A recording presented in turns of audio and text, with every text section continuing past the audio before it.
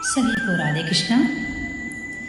श्रावण मास के शुक्ल पक्ष की एकादशी अर्थात 2024 में श्रावण मास के शुक्ल पक्ष की एकादशी का व्रत किस दिन किया जाएगा?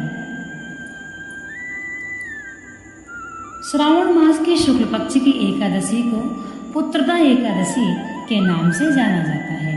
यह एकादशी का व्रत आपको 16 अगस्त दिन शुक्रवार को ही रखना है, क्योंकि एकादशी का व्रत दशमी युक्त नहीं होना चाहिए। बृहस्पतिवार को सुबह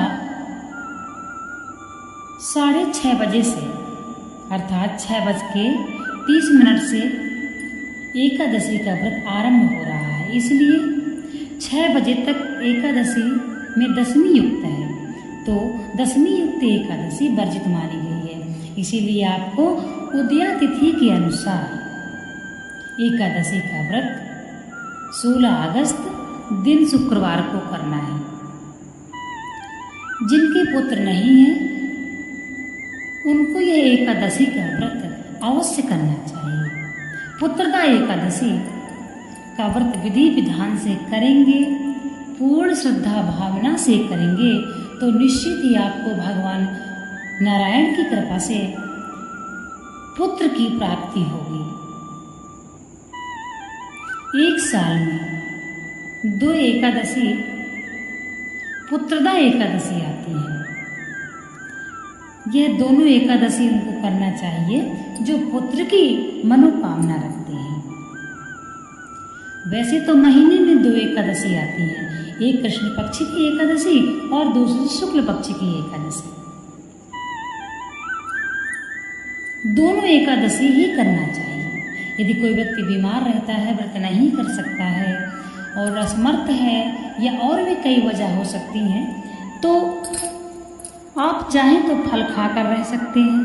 यदि कोई व्यक्ति कथा पूजा नहीं कर सकता है, इसलिए भी वह व्यक्ति व्रत नहीं करता है कि यदि हम कथा नहीं कर पाते हैं, पूजा नहीं कर पाते हैं, तो हमें एकादशी का व्रत करने से क्या फायदा है। तो देखिए, एकादशी के व्रत में अन्न खाना पाप है। यदि आप सिर्फ अन्न ही खाने से बचते हैं तो कम से कम आप पाप के भागीदार तो नहीं होंगे। तो एकादशी को आप फल खाइए, मावे से बनी शुद्ध मिठाइयाँ भी खा सकते हैं, परंतु अन्न युक्त कोई भी पदार्थ नहीं खाना चाहिए, कोई भी चीज़ नहीं खाना चाहिए। कहते हैं गौ ब्राह्मण दान में भी इनको भी आप अन्न नहीं दे सकते हैं। एकादशी के दिन गौ को भी आप फल खिलाएं, घास खिलाएं, परंतु अन्न नहीं खिलाना चाहिए। पक्षियों को भी आप जो दाना डालते हैं एकादशी के दिन नहीं डालना चाहिए।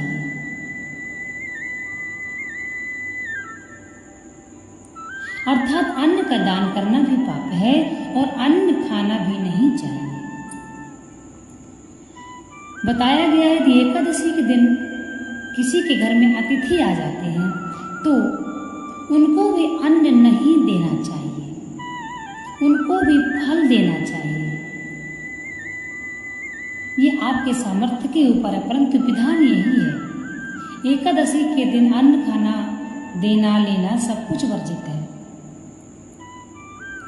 तथा इसके विपरीत द्वादशी को दिन ये सारे कार्य करना पुण्य के समान है। कहते हैं एकादशी के दिन चावल खाने से जितना पाप लगता है उतना ही पुण्य द्वादशी को चावल खाने से उतना ही पुण्य मिलता है।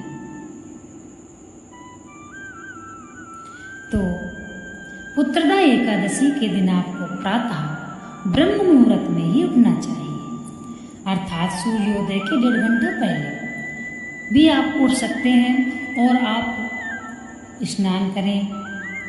भगवान की पूजन की जो सामग्री है, चावल को छोड़कर वह सामग्री लें, चंदन लें, भगवान को शुद्ध घी का दीपक लें, पुष्प लें। इस प्रकार से आप मंदिर जाना चाहिए। पहले आपको वहाँ पर भगवान को जल से अभिषेक कराएं, दूध दही से अभिषेक कराएं, भगवान नारायण के मूर्ति है तो आप पंचामृत से स्नान कराएं। भगवान शिव की है तब भी आप स्नान कराएं, दूध दही शहद शर्करा स्नान। तथा भगवान को चंदन लगाएं और भगवान को पुष्प अर्पित करें, भोग लगाएं, भगवान की आरती करें मंदिर में और वहाँ पर भगवान के समक्ष यह संकल्प करें कि हे प्रभु, मुझे आप इतना सामर्थ्य देना कि मैं पुत्रदा एकादशी का व्रत नियम से कर सकूं। हे प्रभु, मेरी बुद्धि अच्छी रहे और मेरा व्रत ना खंडित हो, इसलिए प्रभु आप मुझ पर कृपा बनाए रखें। हे हरि, हे दीनानाथ, मुझे इतनी शक्ति देना कि मैं किसी भी गलत व्यक्ति से बात ना करूं और ना ही मैं किसी की निंदा करूं। कहते हैं एकादशी के दिन आप यदि नास्तिक व्यक्ति से बात करते हैं तब भी आपका व्रत खंडित हो जाता है। अर्थात नास्तिक उसे कहते हैं जो अपने धर्म और अपने ईश्वर को ना मानता। तथा जो व्यक्ति आपके नज़रों में आपको पता है कि यह व्यक्ति गलत कार्य करता है, उससे भी आप बात ना करें, इससे आपके व्रत में व्यवधान पड़ेगा। मंदिर में संकल्प करके अपने घर में आए और घर में विद्युत भगवान नारायण की सेवा करें, पूजा करें, भगवान को पंचामृत से स्नान कराएं तथा कथा सुने अथवा सुनाएं, दीपक जलाएं, आरती करें, हरि का कीर्तन करें और पूरा दिन भगवान के 12 मंत्र का उच्चारण करें, जप करें। यह मंत्र कौन सा है? ओम नमो भगवते वासुदेवाय। इस मंत्र का पूरी श्रद्धा भावना से जप करें। यदि रात में हो सके तो भूमि पर ही आप विश्राम करें और हरि का कीर्तन करें। रात में जागरण करना चाहिए, भगवान का कीर्तन करना चाहिए और द्वादशी के दिन प्रातः समय से उठकर आपको स्नान करके पूजन करके ब्राह्मण को दान देना चाहिए तथा जिस भी समय का पारायण हो आपको उस समय पारायण कर लेना चाहिए। तो जिसके पुत्र नहीं हैं, जो पुत्र की कामना रखते हैं, वह ये व्रत अवश्य करें। आपको निश्चित ही उत्तम पुत्र की प्राप्ति होगी। कहते हैं सावन मास में कोई भी हम पूजा करते हैं तो हमें उसका दुगना चौगुना फल मिलता है। तो यह एकादशी का व्रत है, आप करिए, पूर्ण श्रद्धा भावना से करिए। भगवान नारायण की कृपा से, माता पार्वती भोलेनाथ की कृपा से आपको पुत्र की प्राप्ति अवश्य होगी। जैसा एकादशी का नाम है पुत्रदा एकादशी, वैसा ही इस व्रत का प्रभाव है।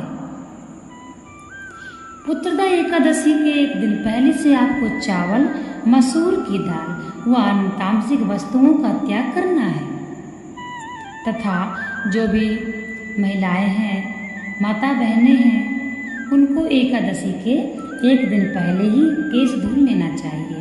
कहते हैं एकादशी के दिन बाल नहीं धुलना चाहिए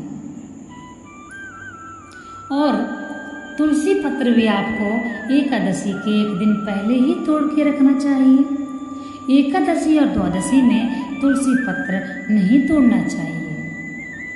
तो इन बातों का ध्यान रखें और भगवान पर चावल अर्पित नहीं करना चाहिए। अन्न से बनी वस्तुओं का किन्हीं भी भोग नहीं लगाना चाहिए।